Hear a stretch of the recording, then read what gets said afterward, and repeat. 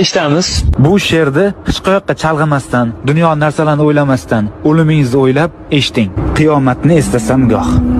Dildan chiqar titrog'u sazo, farz qilgani Alloh taolo, mening qancha namozim qazo.